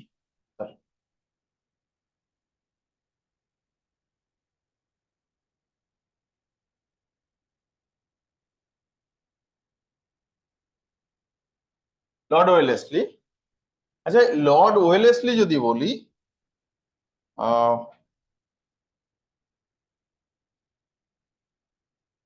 আচ্ছা এলএল, লর্ড ওয়েলেসলি অর্থাৎ 1798 থেকে 1805। লর্ড ওয়েলেসলি নিয়ে অবশ্যই কিছু বলার আছে। দেখি, প্রথম কথা, লর্ড ওয়েলেসলি কে? লর্ড ওয়েলেসলি ইনি হচ্ছেন যে ওয়েলেসলি, তার নাম হচ্ছে রিচার্ড ওয়েলেসলি। ওকে, লর্ড রিচার্ড ওয়েলেসলি। আর এর যে ভাই ছিল, অর্থাৎ ব্রাদার যে ছিল, ইয়াঙ্গার ব্রাদার, তার নাম ছিল আর্থার ওয়েলেসলি। ওকে, এরা দুই ভাই ছিল, একজনের নাম রিচার্ড ওয়েলেসলি, একজনের নাম আর্থার ওয়েলেসলি। এখন রিচার্ড ওয়েলেসলির যদি বলি, কোন যুদ্ধ করেছিল তিনি? ওয়ার, কোন যুদ্ধ? ফোর্থ অ্যাংলো মাইসোর যুদ্ধ। ফোর্থ, এবার টগরি আবার একবার গুগল কর, like fourth Anglo Mysore war. কত সাল? 1799। আবার লেখ, ফোর্থ অ্যাংলো মাইসোর ওয়ার। জানি তো, ওটা একাধিকবার বলেছি, ঠিক করে নাও। তুমি কোথায় ছিলে বাবা? তুমি নতুন হোক যাই হোক, আমি একাধিকবার বলেছি। তুমি কোথায় ছিলে? দে দে দে এদিকে।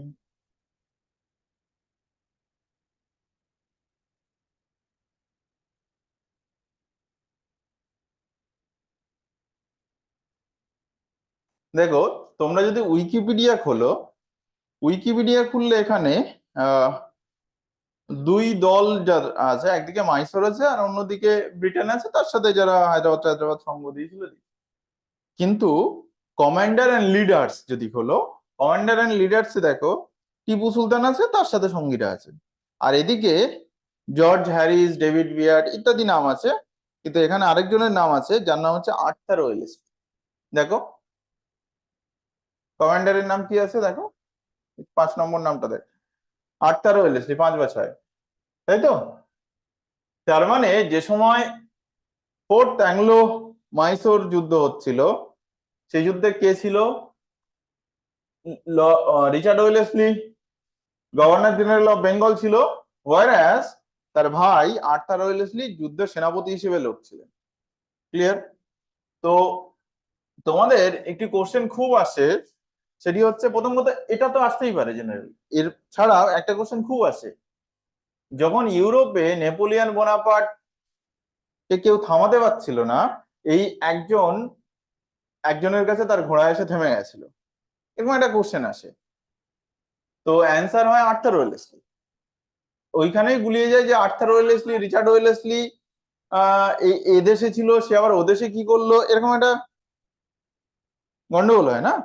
তো এই হচ্ছে সেই আর্থার ওয়েলেসলি, যিনি হচ্ছে ব্যাটেল অফ ওয়াটারলু। এবার ব্যাটেল অফ ওয়াটারলু খোল।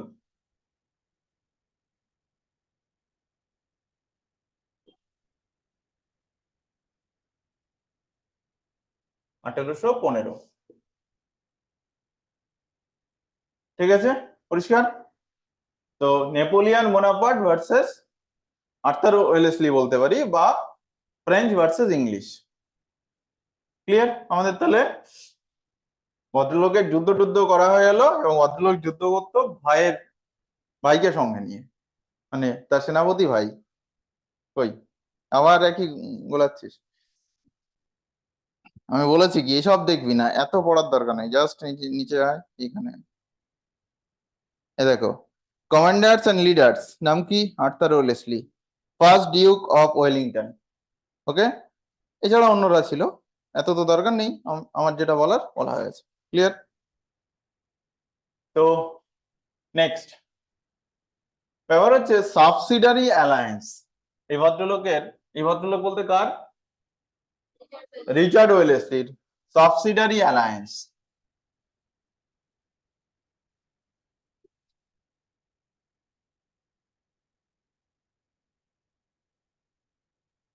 আচ্ছা, আগেও তো পড়েছো, কিছু নতুন আসছে? বেশ, যাই, ভাল লাগছে তো শুনতে? ভালো লেগে আলটিমেটলি এক্সিকিউশন কি হচ্ছে দেখো, ফার্দার পরীক্ষাগুলো এখানে এক্সিকিউশন হয়, অনেক তো হচ্ছে। সাবসিডারি অ্যালায়েন্স, সাবসিডারি অ্যালায়েন্স কি? সাবসিডারি অ্যালায়েন্স সিম্পলি একটা সিস্টেম।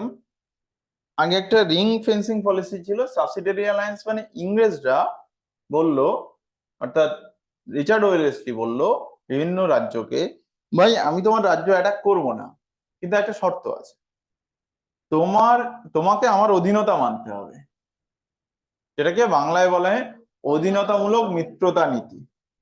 এবং এই ক্ষেত্রে কি হবে, এই ক্ষেত্রে একটা আমার একজন প্রতিনিধি থাকবে যাকে ব্রিটিশ রেসিডেন্ট বলা হবে, সে তোমার রাজসভায় বা তোমার রাজ্যে থাকবে, তার সাথে কিছু সেনা থাকবে, ব্রিটিশ সেনা, যার রক্ষণাবেক্ষণ খরচ ইত্যাদি তোমার দায়িত্ব, এটুকু করতে হবে। এই এই হচ্ছে সাবসিডারি অ্যালায়েন্স। তো এই অ্যালায়েন্সে ফার্স্ট যিনি সাইন করলেন তিনি হচ্ছেন নিজাম অফ হায়দ্রাবাদ। তো সেই নিজামের নাম কি? আসাফজা, আসাফজা টু। তাহলে নিজাম অফ হায়দ্রাবাদ এরকম বললে আমি খেলবো না, ওটা বাচ্চাদের জিনিস। সেকেন্ড কে? অযোধ্যার যিনি নবাব তাকে বলা যেতে পারে টু, সাদাত খান টু। আর কে ছিল? সাবসিডারি অ্যালায়েন্স পরবর্তীকালে দেখা যায় মারাঠা সর্দাররা, মানে মারাঠা সর্দার বলতে বেশি যেটাকে বলছি আমরা ট্রেটি অফ বেসিন। ট্রেটি অফ বেসিন তো কত সাল? 1802। কে সাইন করলো? বাজিরাও টু। তাহলে হয়ে গেল, ভদ্রলোকও সাইন করে দিল সাবসিডারি অ্যালায়েন্স।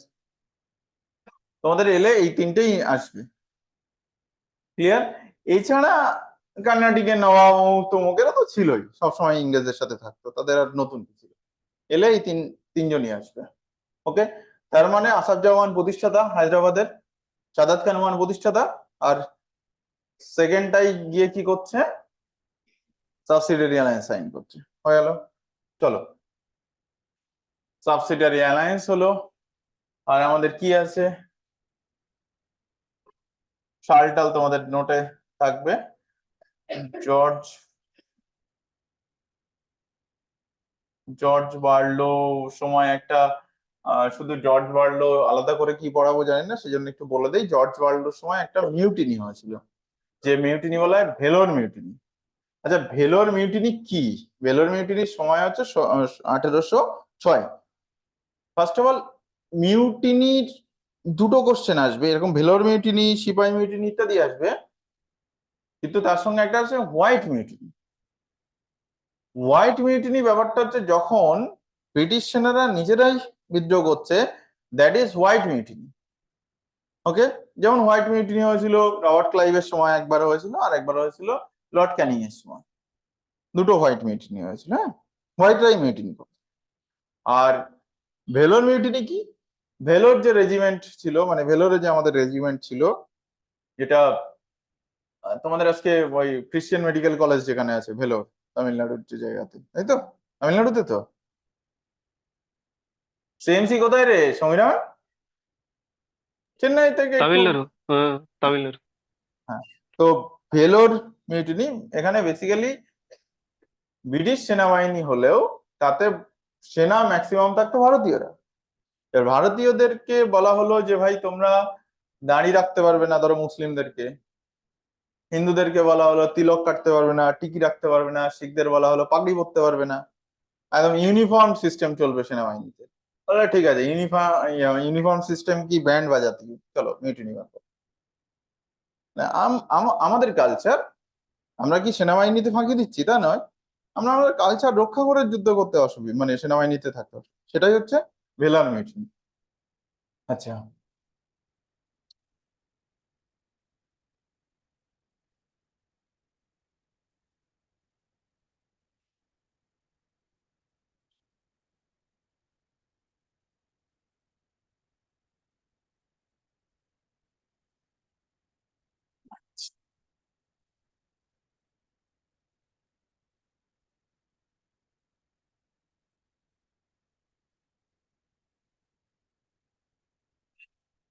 আচ্ছা, আরেকটা পার্ট আছে। আহ জর্জ ওয়ার্ল্ডের পরে আমরা লর্ড মিন্টো।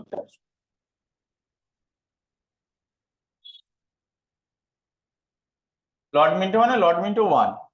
প্রসঙ্গত তোমাদের পরে হয়তো আমি বলবো, তাও বলে দেই, এই ব্রাদার্স কনসেপ্টটা তোমরা অন্য জায়গা থেকেও পাবে। সেটা হচ্ছে হেনরি লরেন্স, জন লরেন্সের ক্ষেত্রেও পাবে।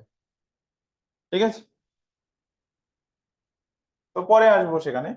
লর্ড মিন্টো, মিন্টোর আবার মিন্টো ওয়ান মিন্টো টু আছে, যেমন হেস্টিংস ওয়ান হেস্টিংস টু আছে, হার্ডিঞ্জ ওয়ান হার্ডিঞ্জ টু আছে, হেস্টিংস টু আছে না। তাহলে হেস্টিংস ওয়ান টু নয়, বেসিক্যালি দুটো আলাদা নাম। হার্ডিঞ্জ ওয়ান টু আছে, বা তোমরা এটাকে হেস্টিংস ওয়ান টু করতে পারো, কিন্তু নাম আলাদা অ্যাকচুয়ালি। হ্যাঁ, একজন লর্ড ছিল, আরেকজন কিন্তু লর্ড ছিল না। লর্ড মানে কি? মানে সে ফিউডাল লর্ড, জমিদার বংশের বেটা, সেই জন্য লর্ড। কে?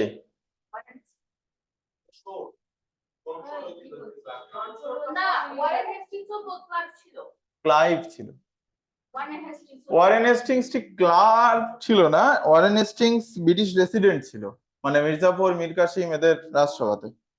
হতে পারে, এফিসিয়েন্ট একটা লোক ছিল, কিন্তু কোনো ফিউডাল লর্ড নয়। ওকে চলো, লর্ড মিন্টো ক্লার্ক এক্সাক্ট কিনা জানি না, একটা কর্মচারী ছিল, এটা নিয়ে কোনো সমস্যা নেই। Lord Minto one, Lord Minto one এর সময় যেটা সমস্যা হচ্ছিল সেটা হচ্ছে, আচ্ছা টাইম ফ্রেম আগে লিখতে হবে, 1807 থেকে 13।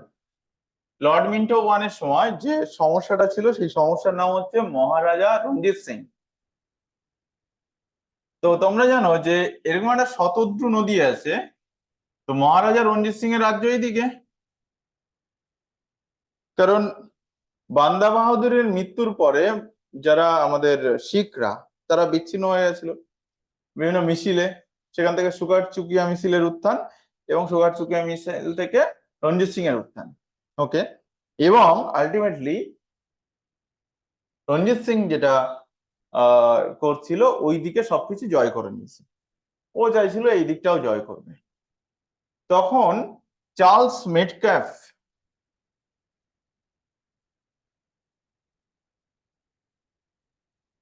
চার্লস মেটক্যাফ, চার্লস মেটক্যাফকে আহ চার্লস মেটক্যাফকে তোমরা পরেও পাবে, যাকে লিবারেটর অফ প্রেস বলা হয়, অন্যতম যিনি আমাদের গভর্নর জেনারেল ছিলেন অফ ইন্ডিয়া, বেঙ্গল নয়, হ্যাঁ, মেটক্যাফ যখন।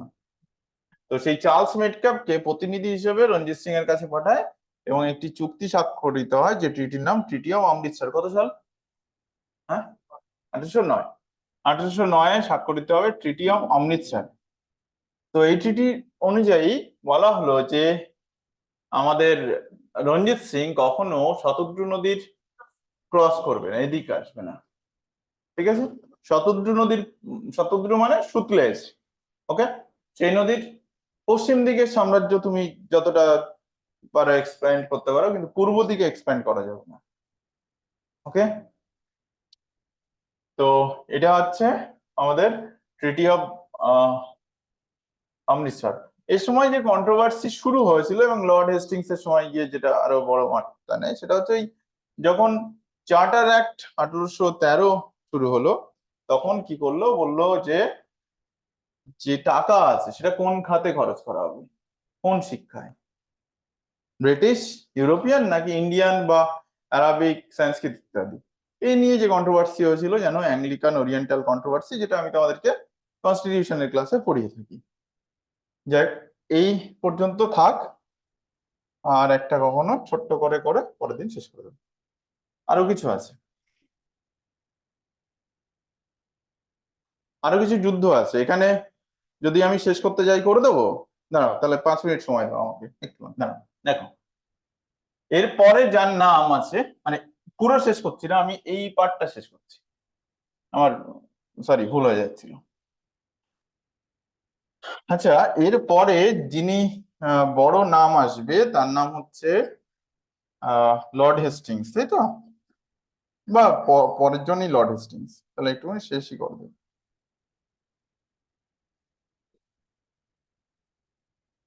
দেখো লর্ড হেস্টিংস, দেখো লর্ড হেস্টিংস কোনোভাবেই আগের লর্ড মিন্টোর মতো সমঝোতাকারী বা চলো অ্যাগ্রেশন করবো না এরকম নয়। মানে এখানে একটা জিনিস আছে, ইন্টারভেনশন আর নন ইন্টারভেনশন। ইন্টারভেনশন মানে আমি অন্যের রাজ্যে নাক গলাবো ইত্যাদি, আর নন ইন্টারভেনশন মানে নাক গলাবো না। আর একটা আছে অ্যাগ্রেশন আর নন অ্যাগ্রেশন। অ্যাগ্রেশন মানে হচ্ছে আমি দখল টগল করবো, আর নন অ্যাগ্রেশন মানে ভাই এরকম। লর্ড হেস্টিংস কিন্তু অ্যাগ্রেসিভ মোডে ছিল, অতটা নন অ্যাগ্রেসিভ নন, লর্ড মিন্টোর মতো সমঝোতা করার লোক না।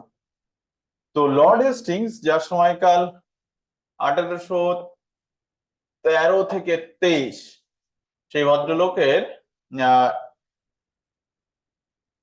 একটা দুটো পয়েন্ট একটু বলতে হবে। আমি রেভিনিউ সেটেলমেন্ট টেটেলমেন্ট পরে বলবো।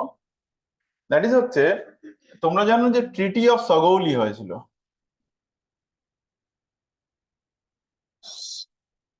Sagauli, treaty of Sagauli 1816। আচ্ছা, ট্রিটি অফ সগৌলি কাদের মধ্যে হয়, কেন হয়, ভালো করে বোঝো।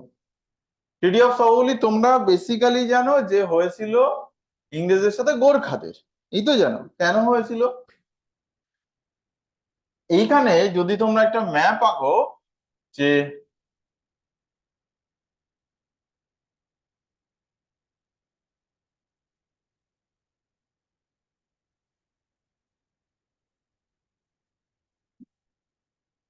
সরি, বাংলাদেশ এত সরু হয়ে গেলে প্রচুর গাল দেবে আমাকে।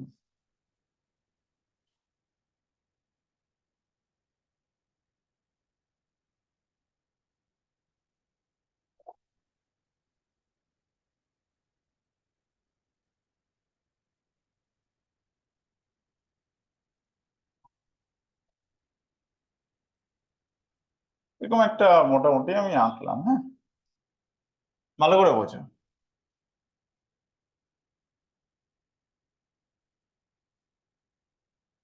ওকে, ছবিটা আসছে মানে ঠিকঠাক না, আমি এই জায়গাটা দেখানোর জন্য দেখো। দেখো, এই যে রাজ্যটা ছিল, এইটাকে বলা তো গোর্খা রাজ্য, আজও আছে নেপাল। তো এই যে এটা ভুল হচ্ছে, যাই, এরকম একটা, এই আরো এদিকে হবে, মানে ঠিকঠাক হচ্ছে না, এবার ঠিক আছে, নেপাল। এখন গোর্খাদের লক্ষ্য ছিল এই রাজ্যটা জয় করা। এই যে টিক দিলাম, রাজ্যটার নাম কি, সিকিম। রাজা কারা, রাজাদের কি বলা হয়, সিকিমের রাজাদের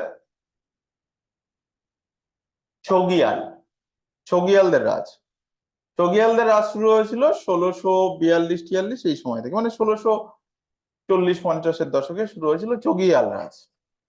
আচ্ছা, চগিয়ালদের প্রথম রাজধানী ছিল ওই ইয়কসুম, পরবর্তীকালে পেলিং, ওই ওই জায়গাটা। ঠিক আছে, পরবর্তীকালে ওরা গ্যাংটকে রাজধানী শিফট করে, যে গ্যাংটকে তোমরা খুব বেড়াতে টেড়াতে যাও, গ্যাংটকে গিয়ে ভাবো আমি কোথায় একটা কোনো একটা সুইজারল্যান্ডের ম্যালে আছি, ঠিক আছে, গিয়ে হেভি ছবি টবি দাও আর কি, সেই জায়গাটা। তো কে গেছিল, সে গেছিল না কতদিন, হ্যাঁ, ওই জন্য আমার মনে পড়লো। এটা মনে মনে ভাবছে যে সব খোঁজ, মানে কিছু বলা যাবে না। যাই হোক, না মানে মেলটা খুব সুন্দর, বাট সামহাও খুব এখন ভিড় হয়ে আছে, এত লোক যায় এত লোক যায়। তো চোগিয়ালদের এই যে রাজ্য ছিল, এই রাজ্যের মধ্যে আজকের দিনের যে দার্জিলিং, সেটাও ইনক্লুডেড ছিল। ওকে, কি বলছি, দার্জিলিংটা চোগিয়ালদের রাজ্যে ইনক্লুডেড ছিল। চোগিয়ালদের এই রাজ্য দুই দিক দিয়ে অ্যাটাক করতো। এই যে ভুটান যারা, তারাও অ্যাটাক করতো। দেখবে ভুটানের সাথে যুদ্ধ হয়েছিল ইংরেজদের, সেটার কারণও চোগিয়ালদের রাজ্য, সেটা পরে আসবো। এখন আসছি নেপালের সাথে। নেপাল অ্যাটাক করতো এই চোগিয়ালদের সিকিম রাজ্য বা দেশ যাই বলি। তো তখন অ্যাটাক ফ্যাটাক করে অবস্থা খারাপ করে দিচ্ছে, তখন হেস্টিংস এর কাছে এসে বলছে, স্যার বাঁচান। ঠিক আছে, হেস্টিংস গেল, বাহিনী নিয়ে পাঠালো, গোর্খাদের মোটামুটি ব্যবস্থা করে দিল। বললো এই সাইডে পশ্চিম দিকে মহাকালী রিভার, আর এইদিকে কাশী রিভার বা ওয়েস্ট বেঙ্গলের সীমানায় যেটাকে মেচি রিভার বলছি, এই সীমানা তোমাদের এর এদিক ওদিক করবে না, তাহলে কিন্তু 12টা বাজিয়ে দেবো। হ্যাঁ স্যার। তারপর থেকে কিন্তু গোর্খারা ইংরেজদের খুব সাথে ছিল চিরকাল। দেখবে গোর্খারা 1857 এর যুদ্ধে তারাই সাহায্য করে। এখন ইংরেজরা কি পেলো এই যুদ্ধ করে, কি সুবিধা পেলো? ইংরেজরা যেটা পেলো ফার্স্ট অফ অল, সেটা হচ্ছে এখানে যে দার্জিলিং, দার্জিলিংটা পেয়ে গেল। ঠিক আছে, কি পেলো? দার্জিলিংটা পেলো। এছাড়া এই ওপরের দিকে যে যারা ছিল, তারা কোনোভাবে নিচে আসতে পারবে না, সেই ব্যবস্থাটা, যদিও ওপরের দিকে এখানে তিব্বত থাকে, এইদিকে চায়নার সাথেও, মানে চায়নাতেও ইংরেজদের একটা দাবদাবা ছিল, মানে সেখানে তাদের জায়গা তৈরি হয়ে গেছিল। তাহলে আমাদের ক্লিয়ার কেন সাগৌলি ট্রিটি হয়েছিল, তার প্রেক্ষাপট। এটা হচ্ছে আমাদের লর্ড হেস্টিংস এর সময়। এবার পরেরটা হচ্ছে লর্ড আর্মহাস্ট, যেটা বোধহয় আমাদের শেষ এখানে ব্যক্তির নাম। সরি, এটা মুছছি না, মুছতে আঁকতে গেলে খুব কষ্ট হয়। চলো,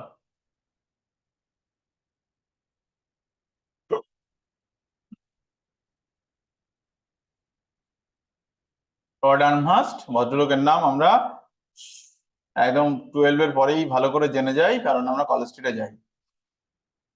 আমার স্ট্রিট, আমার স্ট্রিটে নামো, নেমে একটু হাঁটো, তাহলেই কলেজ স্ট্রিট, তাই তো? দিয়া, কলেজ স্ট্রিটে গেছিস? বইপত্র কিনিস নাকি বাবার কাছ থেকে টাকা নিয়ে? বই আর কেনা হয় না। ইয়ে অফলাইন থাকলে আমি কিছু বলতাম, পরে বলছি বই কেনার গল্প। তো লর্ড আর্মহাস্ট কি ব্যাপার, এই জায়গাটা আবার একটু আঁকি। দেখো এই রাজ্যটার নাম কি? ত্রিপুরা। এই রাজ্যটার নাম কি? মিজোরাম। এই রাজ্যটার নাম কি? হ্যাঁ, হ্যাঁ ঠিকই আছে, মণিপুর। এই জায়গাটা আরেকটু ইয়ে হবে। এই রাজ্যটার নাম কি? Nagaland.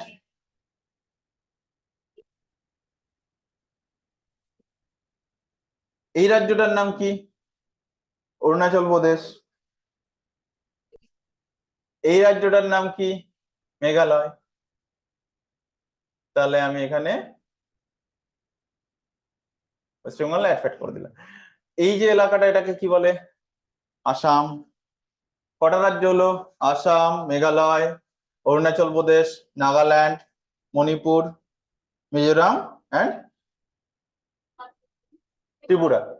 That is the seven sister system. ঠিক আছে, 7 ভাই নয়, 7 বোন। ওকে। তো সেই জন্য তোমরা কখনো যদি মেঘালয় যাও, সেভেন সিস্টার্স ফলস পাবে। ঠিক আছে, যদি সেই ফলসে জল খুব মানে অনেক দূর থেকে দেখতে হয়, কম পাওয়া যায়, ছেড়ে দাও।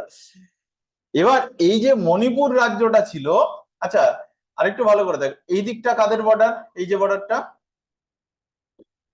চায়না বা তিব্বত, যায় চায়না, চায়না দখল করা। এই জায়গাটা কাদের আছে? মায়ানমার। এই দিকটা কারা আছে? থাইল্যান্ড। কি সব উল্টো পাল্টা বলছে। তাহলে মায়ানমার। এখন মায়ানমারের যে লোক, তোমরা জানো আরাকান, আরাকান রাজসভা জানো? আরাকান রাজসভা কারা ছিল? এই যে এরকম জায়গায় আরাকান বলতে রাখাইন, আজকের দিনে যেটা রাখাইন বলে, যেখান থেকে রোহিঙ্গাদের আগমন। সেই তোমরা পদ্মাবতীর বিবাহ মঙ্গল পড়েছো সৈয়দ আলাওলের, এইখানে রাজসভা ছিল রাখাইনে, আরাকান রাজসভা, সেখান থেকেই। এখন এই যে যারা ছিল বার্মা দেশের, আজকের দিনে মায়ানমার, বার্মা দেশ, এই বার্মা দেশের যারা লোক ছিল তারা এই মণিপুর রাজ্য অ্যাটাক করে, মণিপুর রাজ্য অ্যাটাক করে দখল করে নিতে চায়। তো মণিপুরের রাজা, হিন্দু রাজা, তোমরা জানো এখনো যে ব্যাপার, মণিপুরের সেই হিন্দু রাজা সে কি করলো, ইংরেজদের কাছে বললো স্যার হেল্প চাই, হেল্প চাই, হেল্প বাঁচান।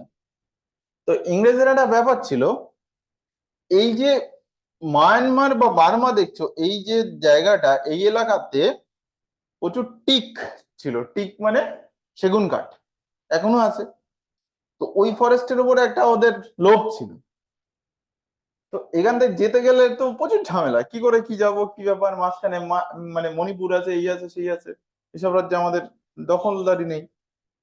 তো যেই বললো আর্মরাস্ট বললো এই সুযোগ, চলো। আর্মরাস্ট গেল, গিয়ে অ্যাংলো বার্মিজ ওয়ার হলো এবং বার্মার পরাজয় হলো। ফার্স্ট অ্যাংলো বার্মা যুদ্ধ। এবং ফার্স্ট অ্যাংলো বার্মা যুদ্ধের পরে যেটা ট্রিটি হলো, মানে ফার্স্ট অ্যাংলো বার্মা যুদ্ধ, অ্যাংলো বার্মা যুদ্ধ কত, 1824 থেকে 26। তো এই ফার্স্ট অ্যাংলো বার্মা যুদ্ধের শেষে অর্থাৎ 26-এ কি হলো, ট্রিটি অফ ইয়ান্দাবু, তাই তো?